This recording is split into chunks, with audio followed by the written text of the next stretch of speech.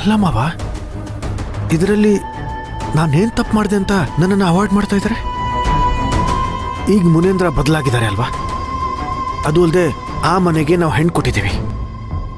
ನಾವು ಹೋಗಿ ಅವರನ್ನ ನೋಡಬಾರ್ದು ಅಂತಂದ್ರೆ ಏನರ್ಥ? ಅಳಿಯಂದ್ರೆ ಇದೆಲ್ಲ ರಾಜಕೀಯದ ಆಟ, ನೀವು ತಲೆ ಕೆಡಿಸ್ಕೋಬೇಡಿ.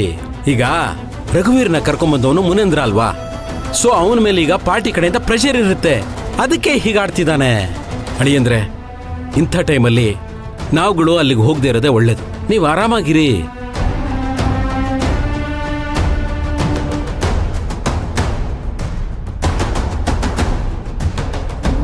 ಅಣ್ಣ, ಇದೆಲ್ಲ ತಣ್ಣಗಾಗೋವರೆಗೂ ನೀನವ್ರನ್ನ ಭೇಟಿ ಮಾಡೋದು ಬೇಡ.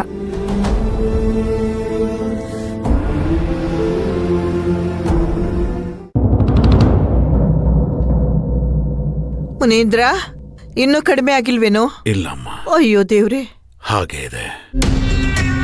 ರೀ ತಗೊಳ್ರಿ ಮಾತ್ರೆ. ಅಯ್ಯೋ, ಆಗ್ತಾ ಇಲ್ಲಪ್ಪ, ನನ್ ಕೈಲಾಗ್ತಾ ಇಲ್ಲ. ಯಾವ ಮಾತ್ರೆನೂ ಬೇಡ, ಏನು ಬೇಡ, ನನ್ನ ಬಿಟ್ಬಿಡಿ. ರೀ ತಗೊಳ್ರಿ ಮಾತ್ರೆನಾ. ನನಗೇನು ಬೇಡ, ನನ್ನ ಸುಮ್ಮನೆ ನನ್ನ ಪಾಡಕ್ ಬಿಟ್ಬಿಡಿ. ನೀವು ಮಾತ್ರೆ ತಗೊಂಡಿಲ್ಲ ಅಂತಂದ್ರೆ ನಿಮ್ಮ ಆರೋಗ್ಯ ಸುಧಾರಿಸೋದಾದ್ರೂ ಹೇಗೆ ರೀ? ಔಷಧಿ ತಗೊಂಡ್ರೆ ಆರೋಗ್ಯ ಸರಿ ಹೋಗ್ಬಹುದು, ಆದ್ರೆ ಒಳಗಾಗಿರೋ ಗಾಯ ಸರಿ ಹೋಗುತ್ತಾ? ಏ ಮುನೀಂದ್ರ, ಹೀಗಂದ್ರೆ ಹೇಗೋ? ತಗೊಳ್ಳೋ ಮಾತ್ರೆನಾ?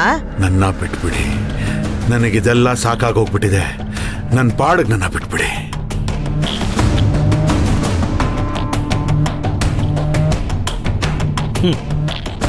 ನೀನು ನಿನ್ನ ಗತ್ತು ಗಾಂಭೀರ್ಯ ಎಲ್ಲ ಬಿಟ್ಟು ಕೂತಿರೋದ್ರಿಂದಲೇ ನಿನಗಿವತ್ತು ಈ ಪರಿಸ್ಥಿತಿ ಬಂದಿರೋದು.